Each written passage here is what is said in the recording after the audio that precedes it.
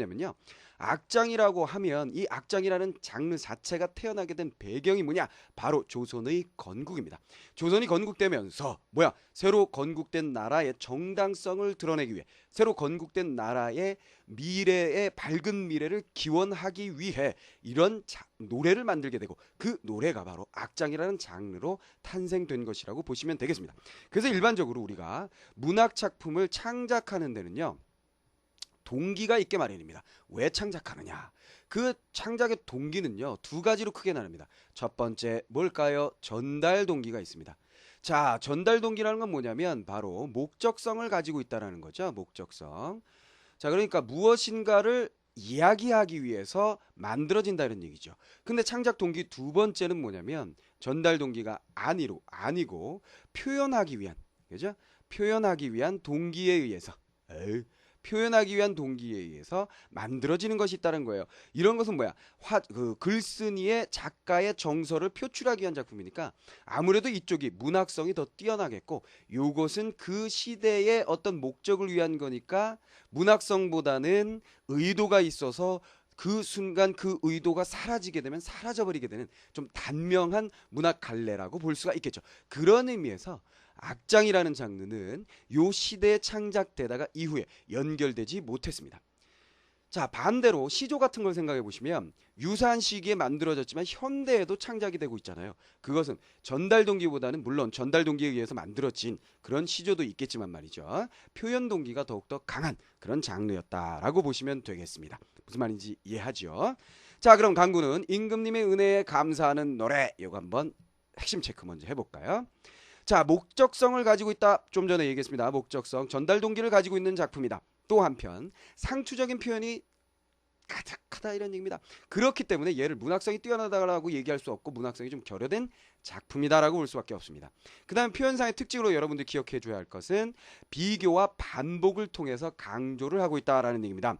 항상 반복이라는 것은 강조의 역할을 하는 거 여러분들이 잘 알 수 있지요. 그 다음에 이 강조라는 것은 무엇을 강조하느냐? 주제를 강조한다거나 그렇죠. 주제를 강조한다거나 아니면 뭐예요? 그렇죠. 정서를 강조한다. 이렇게 보시면 되겠습니다. 알겠죠?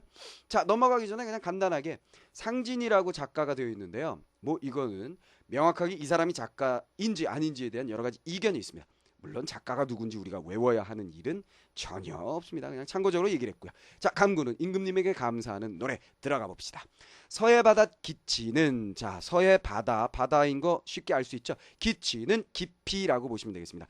서해 바다의 깊이는 닷줄로 자히리언이와 닷줄로 잴 수 있겠지만 자 닷줄은 뭔지 알죠? 그렇지 뽀빠이 이거 기억나잖아요. 그렇죠? 이 뽀빠이 팔뚝에 있는 요거 이제 배에서 내렸다 올렸다 하잖아요. 그렇죠? 정박할 때 내리고 떠날 때 올리고 요 닷의 끝에 쇠사슬이 뭐 이렇게 달려 있을 거 아니야. 그 줄로 잴 수가 있다. 즉 서해 바다의 깊이는 측정이 가능하다 이런 얘기지요. 그렇죠? 임의덕택 깊이는 어느 줄로 잘 있고 자 뭡니까? 임의덕택도 임이라는 건 여긴 누군지 알겠죠? 여기서 임금이 될 것이고 그죠? 깊이 연결이 되죠. 비교 대상이 되겠습니다. 어느 줄로 잴 수가 있겠습니까? 잴 수가 없다. 비교되면서 동시에 대조도 될 수 있겠네요. 더욱더 깊다니까. 그렇죠? 자, 그래서 결국 뭡니까? 바다의 깊이보다 더욱더 깊은 우리님의 덕택. 이런 얘기입니다. 뒷부분은 반복됩니다. 계속 매 장마다 연마다 반복이 되죠. 어떻게 돼 있어요? 향복무강 복을 누리시어 만세를 누리세요. 간단하게 얘기하면 뭐예요? 그렇죠. 평생토록 복을 누리면서 만수무강하세요. 이런 얘기가 되겠습니다. 다시 반복. 그 다음에 일간명월 낚싯대 밝은 달 아래 낚시질 하는 것은 역군은이셨다 임금님의 은혜이셨습니다. 그런 얘기입니다. 자, 간단하게 정리해보면 무슨 얘기예요? 서해 바다가 깊다고 하지만 닷줄로 충분히 잴 수 있다. 그러나 우리 임금님의 은혜는 닷줄 정도로 잴 수 없는 너무나 깊은 은혜이다. 오래오래 사세요 임금님 복을 누리세요. 임금님 덕택에 저는 이렇게 달밤에 낚시질하면서 여유로운 모습으로 살고 있습니다. 결국 이게 뭐가 되는 거예요? 그렇죠. 태평한 세월을 누리고 있다 이런 얘기입니다. 임금님 덕택에 태평성대가 이루어졌다 이런 얘기지요. 됐죠? 자, 정리해 봅시다. 자, 임금님의 덕을 예찬하고 있다. 끝났습니다. 두 번째요. 태산이 높다 컨마라. 난 태산이 높다지만 하늘에 못 믿거니와 하늘에 미치지 못하거니와. 이 얘기는 무슨 얘기예요? 태산이 아무리 높다고 해도 하늘보다 낮다 이런 얘기죠. 님의 높으샷, 님의 높은 은과 덕은, 은혜와 덕에다가 하나 덧붙였네. 은과 덕은 하늘같이 높으셨다, 하늘처럼 높다 이런 얘기입니다. 비교하고 있습니다. 또 뒤에 반복. 또 정리해보면 뭐예요? 태산이 높다지만 하늘보다 낮다. 그러나 임금의 은혜는 하늘에 맞먹는다. 이런 예가 되겠습니다. 자, 그래서 임금의 은혜와 덕을 예찬하고 있다. 너무나 단순한 내용으로 되어 있지요. 자, 다음. 사해 넓다 한 바다는, 사해의 내 바다의 온 세상의 넓은 바다는 주줍은 뭐냐? 요건 뭐예요? 배죠. 그 다음에 이건 이건 뭐예요? 노입니다. 배와 노니까 그냥 여러분들은 주자 하나만 기억하시고, 주자는 자주 나오잖아요. 그냥 배다 이렇게 생각하시면 되겠습니다. 자, 사해 바다, 넓은 바다는 배와 노만 있으면, 배만 있으면 건너리언니와 건널 수 있다. 님의 너부샷, 님의 넓은 은택, 은혜와 덕택은 지생의 이 삶이 끝날 때까지 갚소리까 갚을 수가 없구나 이런 얘기입니다. 그렇죠. 자, 바다라는 것은 충분히 우리가 건널 수 있으나 임금님의 은혜는 너무나 크고 넓어서 우리가 갚을 수가 없어 죽는 순간까지 이런 얘기죠. 향복무강하샤, 이거 반복 구절 다시 해석하지 않아도 되겠지요. 무슨 말인지 이해하겠죠. 바다와 바다보다도 더욱 넓고 커서 갚기 힘든 임금님의 바로 은택이다 이런 얘기죠. 자, 임금님의 은혜에 대한 예찬 됐습니다. 자, 그 다음에 일편단심뿐을 하늘 알아쇼쇼. 일편단심뿐이라는 것을 하늘께서 알아주세요 그랬습니다. 자, 하늘께서 알아주세요라는 것은 결국 무슨 얘기가 되면요, 자, 하늘이 등장한 건 바로 자신의 의지가 강한 것을 강조하기 위함입니다.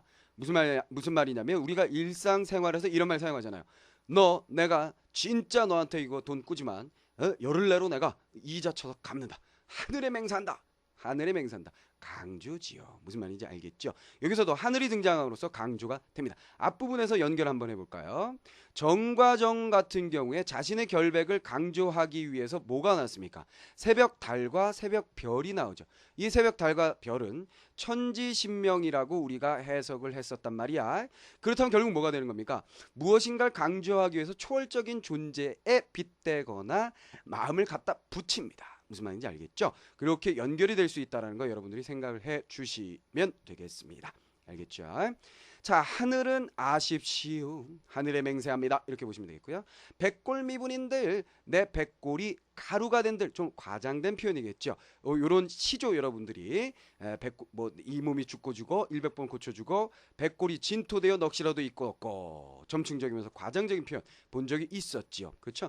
내 백골이 이게 죽어가지고 막 가루가 될 때까지 일편단심. 이 단심이라는 건 무슨 단심이겠어요? 임금에 대한 마음, 그렇죠? 충성심, 이렇게 보시면 되겠습니다. 충성심이라고 보시면 되겠습니다. 다분히 유교적인 사고방식이겠죠. 가시리까 사라질 수가 있겠습니까? 이런 얘기입니다. 여기서는요, 비교의 형태를 사용하진 않았군요. 조금은 다릅니다. 그리고 예찬적인 태도라기보다는 자신의 정서, 자신의 굳은 의지를 강조하는 형태로서 앞부분과 좀 다른 사연을 우리가 만나게 되었습니다. 알겠죠? 뒷부분은 다시 반복이고요. 그러니까 일편단심뿐인 내 마음을 하늘에 맹세합니다.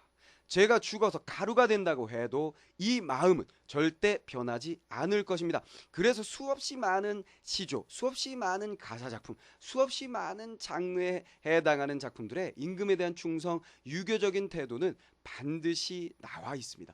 연결하는 거 반드시 생각을 해 주시면 고맙겠어요. 알겠지요? 자, 그렇게 보시면 되겠어요. 마지막 정리해 볼까요? 자, 임금에 대한 충성을 다짐하는 부분이다 이렇게 생각하시면 되겠습니다. 무슨 말인지 이해하죠?